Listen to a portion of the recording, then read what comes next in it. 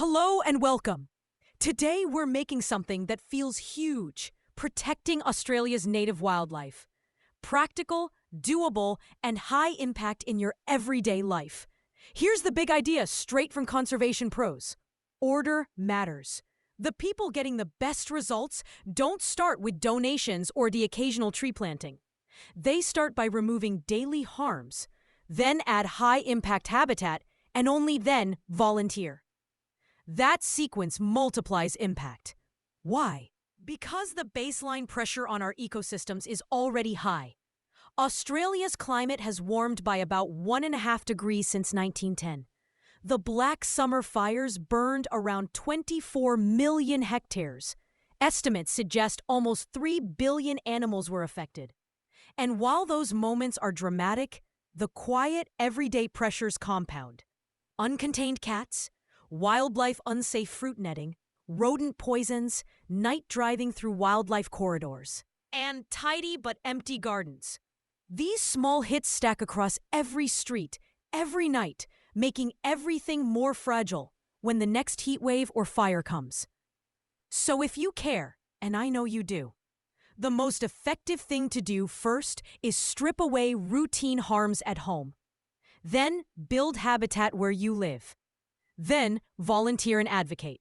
That's the insider move. Let's start with the number one everyday change: cat containment. The data is blunt.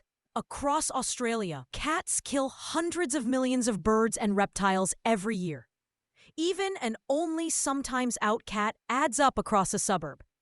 One cat might take a handful of animals.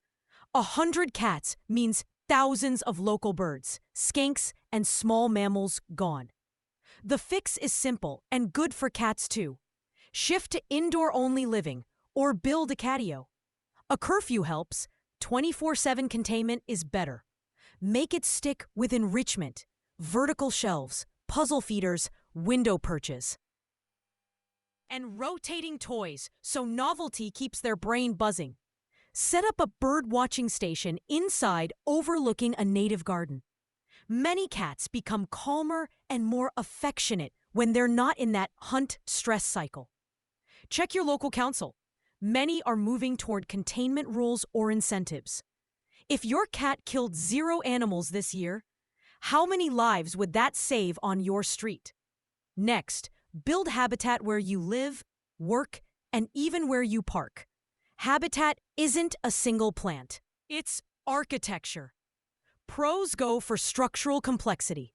Layers of ground covers, mid-story shrubs, and canopy, with water and refuge spots woven in. That structure feeds insects, which feed small birds, which feed larger species. It's the base of the pyramid. A few specifics. Plant local provenance natives, species grown from local genetic stock, so the insects that evolved with them can actually use them. Mix nectar timings so there's something for honey eaters throughout the year. And include night flowering plants to support moths and, indirectly, microbats. Add water, safely. Shallow dishes with sticks or rocks for easy escape. Refresh daily in hot weather. Place near cover but with a clear line of sight so animals can scan for predators.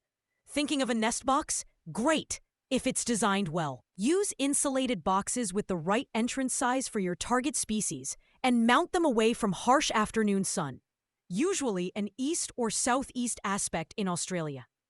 Poorly designed boxes can overheat. Good ones can double local breeding success. If you grow fruit, switch to wildlife-safe netting. In New South Wales and Victoria, backyard fruit tree netting must have a mesh of 5 millimeters or less when stretched. Look for products labeled wildlife safe and install them taut. Loose netting is a silent killer of birds, flying foxes, and gliders. Fencing matters too.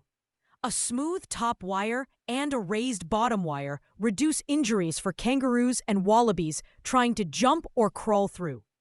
Avoid loose netting on fences. Gliders, birds, and bats don't see it until it's too late. Here's the bigger picture. Backyard biodiversity has become frontline conservation. With clearing still happening in some regions, urban and peri-urban gardens now form crucial corridors. Your patch connects to the next patch, and on it goes. Your garden is not just your garden. It's one tile in a nationwide mosaic that either helps wildlife move and feed or doesn't. Now, rodents. This is where good intentions often backfire. Many common rodent baits are second-generation anticoagulants, Brodifacoum bromadiolone. They linger in poisoned rats and mice. So when owls, quolls, goannas, or even pets eat them, the poison moves up the food chain and can be lethal. It's widely documented across Australia. Here's how to control rodents without collateral damage. Start with prevention. Seal entry points with metal mesh. Store pet food and chicken feed in rodent-proof containers. Elevate compost. Tidy fallen fruit. Reduce clutter they use for shelter. Then use traps, not poison wherever possible. Enclosed snap traps or quality electric traps in tamper-resistant boxes are humane and targeted. If you must use a bait, pick first-generation anticoagulants like cumatetrolil or warfarin.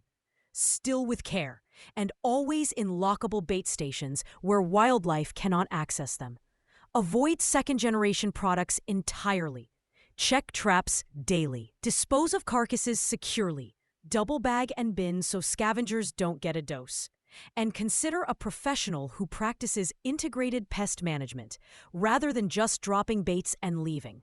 2 quick wins most people overlook. First, night driving. Dusk to dawn is peak movement for many animals. If you commute through wildlife areas, slow down, scan the road edges, and use high beams when safe. That simple change saves lives. Second, make windows visible to birds. If you've had a small bird hit a pane, you know how awful it is. Add external decals, vertical strings, or fine netting over problem windows. Place feeders and bird baths either within 2 meters of glass or well beyond 10. Close enough that birds can't build speed, or far enough to be out of the collision zone. Now, let's zoom out to strategy. Pros build every action around bottlenecks. They ask, what's the single biggest constraint on this species here? If pardalotes can't find nesting sites, a forest of saplings won't fix it. Nest boxes might. If honeyeaters starve in late autumn, you need plants that flower then, not just spring color. If cats are wiping out skinks, keep the cat in. And suddenly, every other effort starts to work. Bring that mindset home with a simple 3-step plan. Step 1. Remove daily harms. This week, make a call on the cat, curfew tonight, design the catio this month. Swap wildlife unsafe fruit netting for 5mm mesh. Walk your fence and fix hazards. Loose wires, netting, barbs. Audit rodent control and switch to wildlife-safe methods. Add a shallow water dish with a stick in a shaded spot. Slow down on the evening drive. Make windows visible. Step 2. Add high-impact habitat. Over the next month, plan for structure, ground covers, mid-story, canopy. Use your council's local species list. Aim for season-long nectar and some night-flowering plants. If you add a nest box, choose one designed for your target species and mount it out of the afternoon sun. Plant for insects first. Everything else follows. Step 3. Then volunteer and advocate. Once your own baseline damage is low and your garden is pulling its weight, join a land care or bush care group, or support a wildlife rescue service. When you show up, ask the bottleneck questions. Which species are we helping and what's their limiting factor here? Are we fixing that or are we decorating? That one shift turns good intentions into measurable recovery. A couple of local nuances. Many councils are introducing cat containment initiatives. Check yours and get ahead of it. On fruit netting, remember the 5mm standard in NSW and Victoria, and even if you're elsewhere, that's still the right choice. With nest boxes, quality and placement are everything. Insulation, entrance size, and aspect.